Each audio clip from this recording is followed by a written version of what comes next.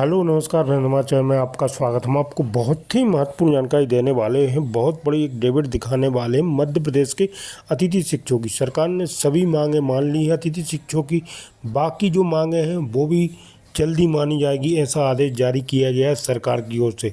और national debit पे क्या कहा गया है बीजेपी प्रवक्ता और कांग्रेस प्रवक्ता पे। कांग्रेस कह रही है कि अतिथि शिक्षकों का नियमितीकरण किया जाए, वर्षों से सेवा कर दे रहे हैं।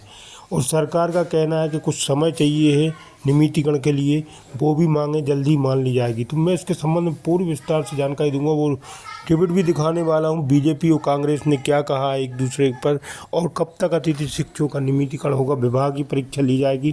और अतिथि शिक्षकों का पोर्टल पे जो अनलॉक कर दिए गए हैं, जो पद नहीं खुले थे उनको अनलॉक कर दिया गया है।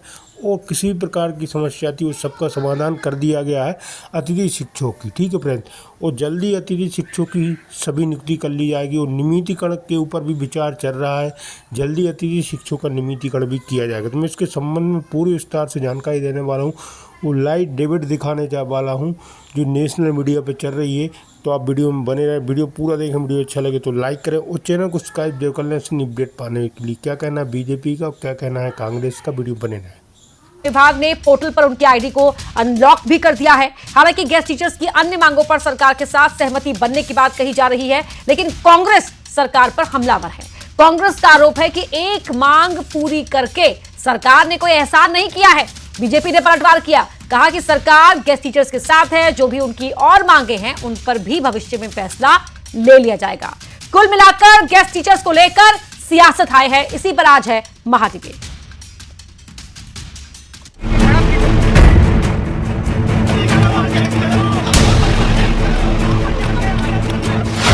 प्रदर्शन, तकरार, मान गई सरकार। उस पर 8 बातों पर हमारी सहमति बन पाई थी, लेकिन जो 30% से कम रिजल्ट वाले साथी थे उन्हें दोबारा स्कूलों में कार्य करने के लिए मौका दे दिया गया है। अतिथि शिक्षकों को राहत, कितनी दूर हुई आफत। सरकार लगातार अतिथि शिक्षकों एवं उनके परिवारों के साथ खड़ी है और भविष्य में भी अतिथि शिक्षकों के हित में अन्य निर्णय लिए जाएंगे। बच गई नौकरी, जीत अभी अधूरी। आज उनकी इतनी सारी मांगे हैं, उनमें से एक मांग मानकर के अतिथि शिक्षकों पर एहसान कर रही है भारतीय जनता पार्टी की सरकार और मोहन यादव जी। एमपी में अतिथि शिक्षकों की कई मांगों को सरकार ने मान लिया है। शिक्षा विभाग ने 30% रिजल्ट वाला बैरियर भी खत्म कर दिया है। गेस्ट टीचर्स के लिए पोर्टल खोल दिया है। हालांकि अभी भी कई मांग है जिन पर सहमति नहीं बन पाई है। ऐसे में सवाल है, अतिथि शिक्षकों की आस कितनी पूरी हुई? आज इसी पर करेंगे महाडिबेट।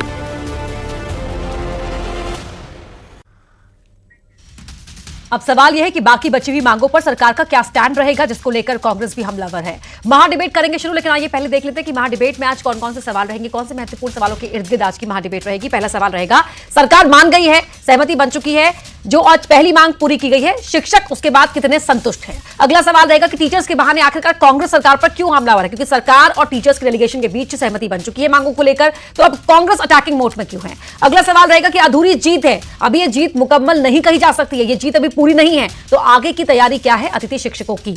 इन सवालों के साथ महाडिबेट की शुरुआत करेंगे। मेरे साथ खास मेहमान जुड़ चुके हैं, उनका परिचय आपसे करवा देती हूं। मेरे साथ कांग्रेस के प्रवक्ता जुड़े हुए नीलाभ शुक्ला जी, बीजेपी के स्पोक्स पर्सन अजय धवले जी, धर्मेंद्र पैगवार जी है, वरिष्ठ पत्रकार है, और साथ ही अतिथि शिक्षक संघ के सचिव है रविकांत गुप्ता जी। आप सभी का ही बहुत बहुत स्वागत है। रविकांत जी, क्योंकि बात गेस्ट टीचर्स की हो रही है तो आप ही के साथ इस डिस्कशन की शुरुआत हम करते हैं।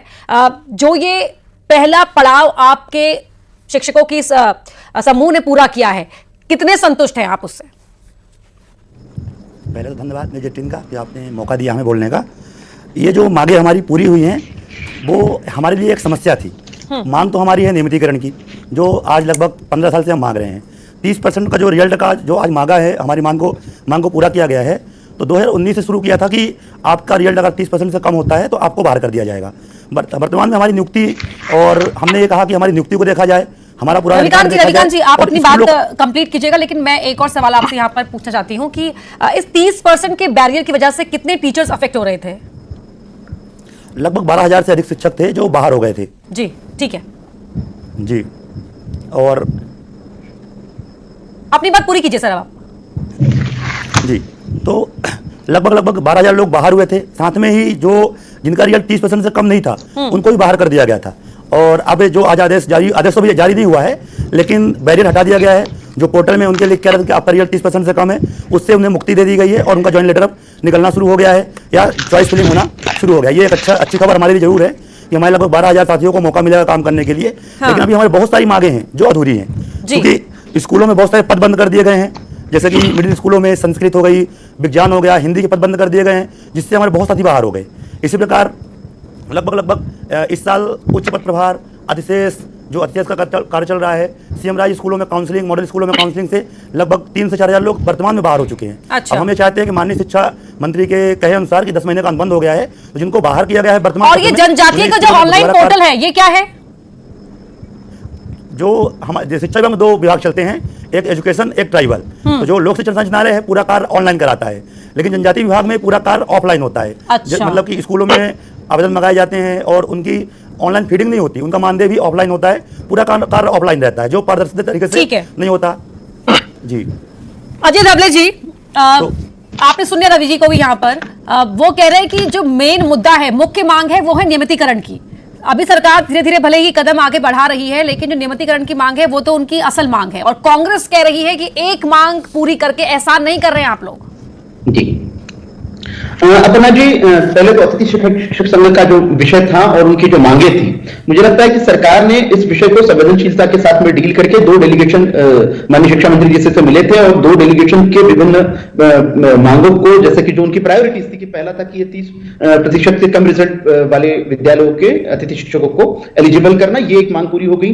दूसरा, विगत वर्ष जो पूर्व मुख्यमंत्री शिवराज सिंह चौहान जी के नेतृत्व में और मुख्यमंत्री आवास पर एक अतिथि शिक्षक महापंचायत हुई थी, उस महापंचायत में कैटेगोरिकली सरकार ने कुछ बिंदुओं पर सहमति बताई थी कि ये हमारी घोषणा है जो हम अतिथि शिक्षकों के भविष्य हेतु, क्योंकि अतिथि शिक्षक हमारे मध्य प्रदेश का भविष्य बनाने का काम करते हैं। तो जैसे कि एक बहुत महत्वपूर्ण मांग थी मानदेय का दुगना करना, फिर दूसरी इनकी मांग थी नियमितीकरण की। उस पर नियमितीकरण पे भी ये हुआ था कि जब नियुक्तियां होगी तब 50% का रिजर्वेशन अतिथि शिक्षकों को लिए, वो एक महत्वपूर्ण मांग थी। मुझे लगता है कि आज हम लोगों को इस विषय को समग्रता के साथ में लेने की आवश्यकता है कि आज कांग्रेस का आपने जिक्र किया अपर्णा जी की, कांग्रेस इस विषय पे फिर से राजनीति करने के मूड में आ गई है।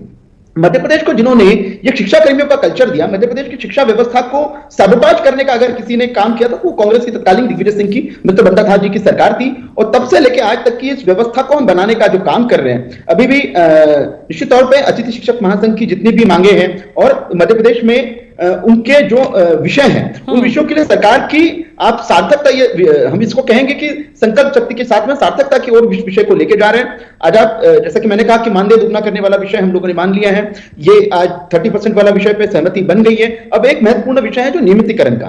तो आप देखेंगे कि मध्य प्रदेश में अगर मैं if I am not wrong कि 65,000 से अधिक अतिथि शिक्षक है जो विगत कई वर्षों से मध्य प्रदेश के विद्यालयों में, विभिन्न विद्यालयों में अपनी सेवाएं दे रहे हैं।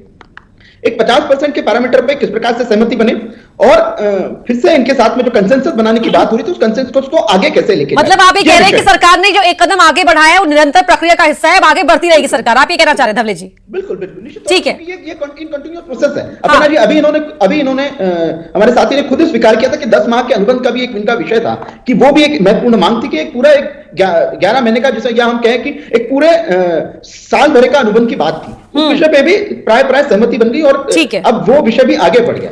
नीलाभ शुक्ला जी, ठीक है सर, आगे बढ़ रही हूं अभी। नीलाभ शुक्ला जी, शना हो रहा है लेकिन हो रहा है कम से कम। देखिए, खुद ही जख्म भी देते हो, खुद ही मरहम भी लगाते हो, उसका मरहम लगाने खुद की पीठ खुद ही थपथपाते हो। देखिए, आपने एक नियम बनाया था 30% रिजल्ट अगर कम आएगा तो आप एक षड्यंत्र बनाया था कि रिजल्ट जैसे ही कम आएगा अतिथि शिक्षकों को हटा दिया जाएगा, उन्हें फिर मौका नहीं दिया। ये नियम आपने ही बनाया था। जब उसका विरोध हुआ तो आपने नियम को पलट दिया और वाह भाई, जख्म भी आपने दिया, मरहम भी आपने लगाया और पीठ भी खुद की थपथपा रहे हैं। तो आपने जख्म दिया क्यों? कहीं ये निश्चित रूप से अतिथि शिक्षकों को बेदखल करने का नियम था। मुख्य मुद्दा है इनका नियमितीकरण, इन्हें गुरुजी के समान मानदेय दिया जाए, इनका नियमितीकरण किया जाए। पूर्व सीएम शिवराज सिंह जी चौहान ने घोषणा की थी चुनाव के पूर्व कि अतिथि शिक्षकों को नियमित किया जाएगा, उन्हें पूर्ण मानदेय दिया जाएगा। उसका क्या हुआ? क्या वो चुनावी जुमला था?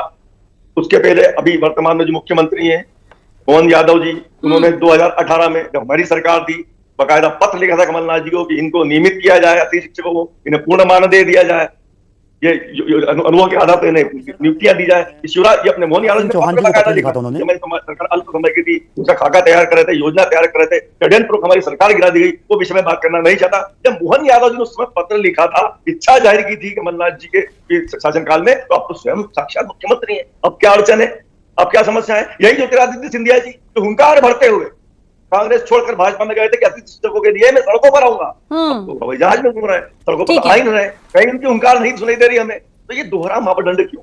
धर्मेंद्र पाटवार जी, ठीक है नीलाभ जी, सुना आपने दोनों ही तरफ को। अतिथि शिक्षकों के मुद्दे पर सियासत नहीं होनी चाहिए, सत्ता पक्ष विपक्ष दोनों ही कहता है, लेकिन दोनों ही सियासत करने से बाज भी नहीं आता है। वो कह रहे हैं कि हमें शाबाशी दीजिए क्योंकि हमने कदम आगे बढ़ाया है, कांग्रेस कह रही है कि ये तो काफी नहीं है। वहीं महापंचायत की बात को पूरी तरह सरकार ने खारिज कर दिया है कि उस पर तो बात होगी ही नहीं, जो अब डेलीगेशन ने लास्ट मीटिंग करी है अब उस पर ही आगे बढ़ेंगे। देखिए, जब अतिथि शिक्षकों की बात आती है तो मुझे लगता है कि इसमें निश्चित तौर पर प्रदेश का हित या छात्रों का हित की बात हम नहीं कर पाते हैं। जो अतिथि शिक्षक हैं उनकी समस्या जो है वो एक जायज़ है कि उनको बहुत कम मानदेय मिलता है। प्राइमरी वाले को 10,000, हाई स्कूल वाले को 14,000 और हाई सेकेंडरी वाले को, मिडिल वाले को 14,000 और हाई सेकेंडरी वाले को 18,000, जो कि इस महंगाई के दौर में काफ़ी कम प्रतीत होता है। लेकिन इसमें एक जिम्मेदारी का भाव अतिथि शिक्षक में भी होना चाहिए कि आप ये देखिए बहुत तटस्थ भाव से, एक पत्रकार की दृष्टि से हम देखते हैं कि आप साल भर एक बच्चे को पढ़ा रहे हैं, एक विषय पढ़ा रहे हैं, उसमें 30% बच्चे यदि पास नहीं हो रहे हैं तो इस तरह का मूल्यांकन हर जगह होना चाहिए। हालांकि सिर्फ अतिथि शिक्षकों का नहीं, ये ब्यूरोक्रेसी में तमाम जगहों पर होना चाहिए कि 30% कितना आप मूल्यांकन, कितना आप रिजल्ट देंगे। लेकिन अब चूँकि अतिथि शिक्षकों की संख्या बहुत ज़्यादा है, उनका प्रदर्शन हुआ है, वो एक वोट बैंक है, तो कांग्रेस भी आ गई है, भाजपा भी आ गई है। मोहन यादव जी ने पहले पत्र लिखा था, तो मोहन यादव जी के बारे में एक बात बता दूं कि मोहन यादव जी मूल रूप से स्टूडेंट लीडर हैं, वो अखिल भारतीय विद्यार्थी परिषद से आए हैं, तो एजुकेशन के मामले में उनकी स्टडी ज़्यादा है। तो मुझे ऐसा लगता है कि अब चूंकि मोहन यादव जी मुख्यमंत्री हैं, तो जैसा कि पहले निर्णय हो गया था 30% से कम वालों को पोर्टल पर एक्सेप्ट नहीं किया जाएगा, अब वो एक थोड़ा सा उसको लिबरल किया गया है, अब कल से लोग आवेदन कर पा रहे हैं। लेकिन इसमें मैं गुप्ता जी को एक बात बता दूं, रविकांत जी को, कि इसमें एक नियम और है कि जिनका पिछले साल 30% से ज़्यादा था, सिर्फ वही लोग अप्लाई कर पा रहे हैं। इसमें अभी कोई सरकार का आदेश नहीं आया है, सिर्फ सरकार ने एक लिबर्टी दी है। रही बात उनको नियमित करने की, तो आप देखिए कि ये सरकार का फैसला है कि सरकार के ऊपर कितना आर्थिक बोझ है, नहीं है, सरकार क्या फैसला लेती है। क्योंकि मध्य प्रदेश में पहले से ही मुफ्तखोरी की इतनी योजनाएं लागू हैं कि सरकार के पास अन्य विभागों में काम करने के लिए बजट या पैसा नहीं है।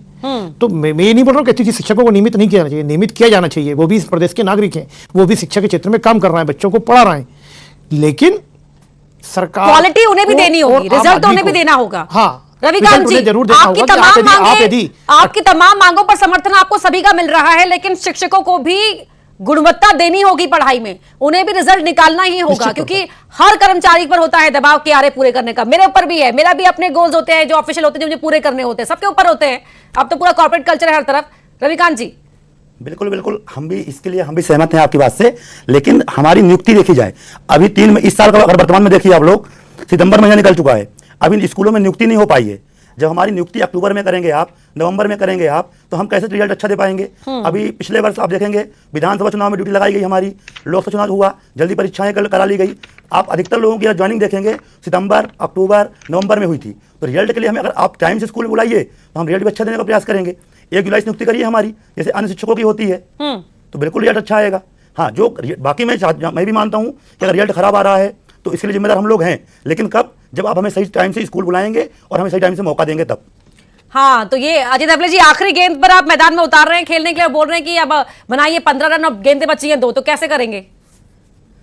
देखिए अपर्णा जी, निश्चित तौर पे जो रविकांत जी ने प्रश्न कहा कि लेवल प्लेइंग फील्ड होना चाहिए किसी के भी काबिलियत को असेस करने के लिए, निश्चित तौर पे उनकी बात सही है। लेकिन मुझे आपके संज्ञान में यह भी विषय लाने की आवश्यकता है कि अतिथि शिक्षकों के लिए ये, क्योंकि 10 माह का अनुबंध होता है, उसके पश्चात में बहुत सारे अतिथि शिक्षक अन्य विद्यालयों में भी अप्रोच करना चाहते हैं, या वो भी एक ऐसा जिसको हम कहें कि ये ओपन होता है उनके लिए भी कि वो दूसरे विद्यालयों में या दूसरे सब्जेक्ट भी पढ़ाने के लिए इच्छुक होते हैं। और ये बहुत बार हुआ भी ऐसे है, जो लगभग ये 65,000 का आंकड़ा है, तो ये हर बार इसी मेन स्ट्रीम में काम नहीं करते जिस मेन स्ट्रीम में पहले से करते आए। तो आज हमको आपको इस विषय को इसलिए भी आगे ले जाने की आवश्यकता है, रविकांत गुप्ता जी की भावना के साथ में हम भी हैं, सरकार भी चाहते हैं कि एक पात्रता परीक्षा या कुछ तो भी एक मैकेनिज्म बन जाए, जैसे इनके नियमितीकरण के लिए पॉलिसी बने, दूसरा इनको भी लेवल प्लेइंग फील्ड मिले। और आज देखिए कि सरकार ने जो लिबरल अप्रोच किया है, इसी वजह से किया है कि ठीक है, आपने ये विषय रखा डेलीगेशन के माध्यम से, माननीय शिक्षा मंत्री जी के समक्ष, शिक्षा मंत्री जी ने इसमें सरकार के सामने विषय रख के इसमें मार्ग निकाला है। आगे भी जो विषय हैं आपके नियमितीकरण के हैं या पात्रता परीक्षा में, या आप जो अंक की बात कर रहे हैं, उस सारे विषयों पे सरकार के साथ में बात होगी। हमारा आपका उद्देश्य है कि मध्य प्रदेश का भविष्य सुरक्षित रहे, मध्य प्रदेश में जो हमारे आने वाली पीढ़ियां हैं उनको एक अच्छा एजुकेशन। ठीक है, रविकांत जी से ही पूछ लेते हैं। रविकांत जी, जो अब तक जो सरकार की प्रगति है इस पूरे मामले को लेकर, आपकी मांगों को लेकर, आप लोग उससे संतुष्ट हैं क्या? बिल्कुल नहीं। अभी भी हम आज डीपीआई गए थे तो वहां पर बताया गया कि आपके प्रस्ताव हमने बना लिए हैं, पर कब तक वो अप्रूव होंगे प्रशासन की ओर से अभी कंफर्म नहीं है। जब वहां से कंफर्म होंगे उसके बाद ही हम आदेश जारी कर पाएंगे। तो संतुष्टि की बात ही नहीं है, क्योंकि हमारी जो लड़ाई मेन है वो नियमितीकरण की है। अभी हम तो खुद कह रहे हैं कि आप हमारी परीक्षा ले लीजिए, विभागीय परीक्षा लीजिए, हम देने को तैयार हैं, जैसे भी लीजिए आप। हमारा आप नियमितीकरण करिए, नियम बनाइए, और जो भी नियम आप मापदंड रखेंगे उसमें उतरने के लिए हम तैयार हैं। हमारे पूरे साथ इसके लिए तैयार है, कोई इसमें दिक्कत नहीं है। शिक्षा मंत्री के साथ जो मुलाकात हुई थी आप लोगों की, तो उसमें जो 8 बिंदु थे जिन पर सहमति बनी थी, शायद शिक्षा मंत्री जी से हमारी मुलाकात हुई तो आपको याद होगा कि आज से 1 साल पहले माननीय पूर्व मुख्यमंत्री जी ने हमारी महापंचायत बुलाई, करोड़ों रुपए खर्च किए, और जब शिक्षा मंत्री से हमने मिला, हम लोग मिले तो क्या बोले, उन्होंने कहा कि महापंचायत को आप अभी भूल जाइए, नियमितीकरण तो भी संभव नहीं है। जो वर्तमान की समस्याएं हैं उसको हम सुन रहे हैं और उस पर हम काम करेंगे और उसको हम पूरा करने का प्रयास करेंगे। एक बात अच्छा उन्होंने इतना कर दिया है, कम से कम कहा कि अब हम आपको 20 सत्र में बाहर नहीं करेंगे, जो हर वर्ष आप बीच में बाहर हो जाते थे। तो एक सत्र का अनुबंध, हमने अनुबंध मांगा था 12 महीने का, पर उन्होंने कहा कि हम अप्रैल तक आपको स्कूल में रखेंगे, इस कदम आपको बाहर कर देंगे। ठीक है, धर्मेंद्र पैगवार जी, तो यहाँ पर तो ये साफ है ना कि सरकार, क्या आपको लग रहा है कि सरकार जो कदम बढ़ा रही है आगे और जिस रफ्तार के साथ बढ़ा रही है उसके पीछे एक आर्थिकी भी बहुत बड़ा मुद्दा है? निश्चित तौर पर जब जिस पद का नाम ही अतिथि शिक्षक है, तो इसका मतलब आप नाम पढ़कर और समझकर ही इस पैसे में आए हैं या अप्लाई कर रहे हैं कि आप गेस्ट टीचर हैं, अतिथि शिक्षक हैं। तो जब आप अतिथि शिक्षक हैं, आपकी शर्तों में कॉन्ट्रैक्ट लिखा हुआ है, तो आपको ये समझना चाहिए कि आपको 10 महीने काम करना है, 2 महीने आराम करना है, बाकी रिजल्ट देना है, और रिजल्ट यदि आप नहीं दे पाते हैं तो आपको घर बैठना है। तो 30 रिजल्ट कितना है? 30%। तो ये पूरे देश की समस्या, सिर्फ मध्य प्रदेश की अतिथि शिक्षकों की नहीं है। पहले आदमी संविदा पर आता है, कहता है कि मैं बेरोजगार हूँ, मुझे कुछ भी काम दे दो, फिर उसे कुछ काम मिलता है, तो फिर वो कहता है कि नहीं, मुझे तो स्थायी करिए, फिर स्थायी करिए तो फिर मेरी सब पेंशन भी बांधिए, मुझे ये भत्ते भी दीजिए, मुझे ये सुविधा भी दीजिए। ये सिर्फ अतिथि शिक्षकों की समस्या नहीं है, ये और मध्य प्रदेश की नहीं है, ये पूरे देश के हर उस व्यक्ति की समस्या है जो कि सरकारी नौकरी का इच्छुक है। वो संविदा पर आता है, वो गेस्ट फैकल्टी पर आता है, फिर वो कहता है मुझे आप स्थायी करिए, नहीं तो मैं आंदोलन करूंगा, मैं माहौल ख़राब करूंगा, मैं सरकार के खिलाफ माहौल बनाऊंगा। ये हर जगह हर पैसे में एक दिक्कत है, और मुझे लगता है ये भारतीय जनमानस को, राजनीतिकों को समझाना चाहिए। धर्मेंद्र, लेकिन कांग्रेस जो इस पर, कांग्रेस का जो साथ मिल रहा है गेस्ट टीचर्स को इस पर, और ये कहा जा रहा है कांग्रेस की ओर से कि भाई हम तो 15 महीने की सरकार में थे ना, तो हमने तो अपने हिसाब से एक लॉट को परमानेंट किया था। नहीं तो कांग्रेस से मैं पूछना, हेलो जी मैं पूछना चाहता हूं कि कांग्रेस का जो घोषणा पत्र था 2023 के चुनाव में, हाँ, उसमें अतिथि के शिक्षकों की नियमितीकरण की बात थी क्या? नीलाभ जी जवाब देंगे इसका। 23 में नहीं थी?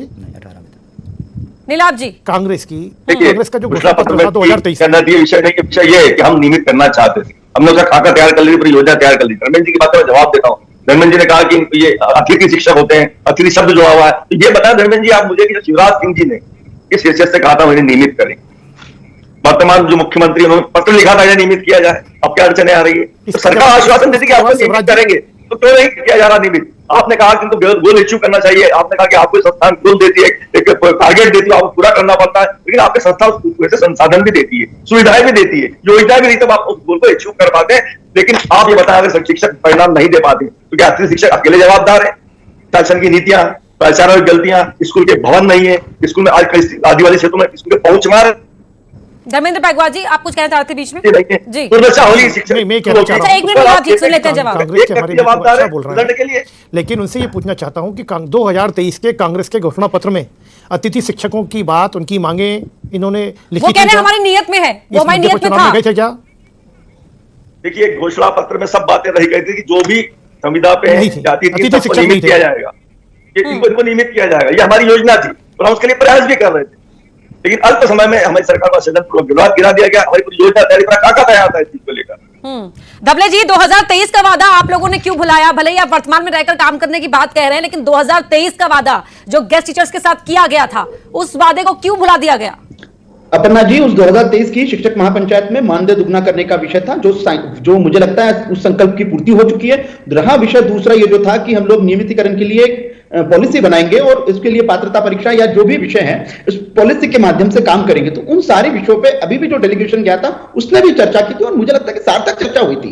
ये आप अगर इस तरह से कह देंगे कि 2023 की अतिथि शिक्षक महापंचायत की सारे मांगे पूरी नहीं हुई है या उसको दरकिनार कर दिया गया, तो ये अपने आप में बेईमानी है। आप इनसे रविकांत जी से पूछ सकते हैं कि मांगे दुगना करने का विषय है, मांगे दुगना हो चुका है, रविकांत जी उस संकल्प की हो चुकी है। सरकार ने कदम बढ़ा दिए, हाथ भी आपकी तरफ बढ़ा दिए, अब हाथ पकड़कर चलना आप गेस्ट टीचर्स का काम है। ये बताइए कि अगर मांगे पूरी होती हैं तब आपका रुख क्या रहेगा और अगला आपका कदम क्या होने जा रहा है? अगर मांगे पूरी होंगी तो हम बाकायदा स्वागत करेंगे मुख्यमंत्री जी का, शिक्षा मंत्री जी का।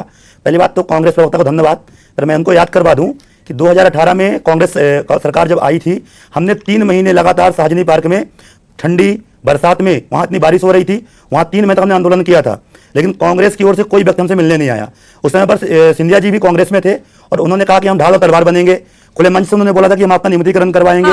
तब भी हमारा कुछ नहीं हुआ। कमलनाथ जी ने कहा कि हमारी सरकार 5 साल के लिए है, हम 5 साल बाद 5 साल तक देखेंगे, बस यही हो पाएगा। यही होता है ना कि जब जिसको देना होता है उसका रुख कुछ और होता है, जो सामने होता है सवाल उठाने के लिए उसका सवाल पूछने का रुख कुछ और होता है। खैर, धन्यवाद आप सभी का ही एमपी की महाडिबेट में तय समय था मेरे पास। बहुत बहुत धन्यवाद चर्चा में शामिल होने के लिए, और टीचर्स की समस्या को हमने एक बार फिर से इस मंच के जरिए उठाने की कोशिश की है और आगे भी आपकी आवाज को एमपी की महाडिबेट में उठाते रहेंगे।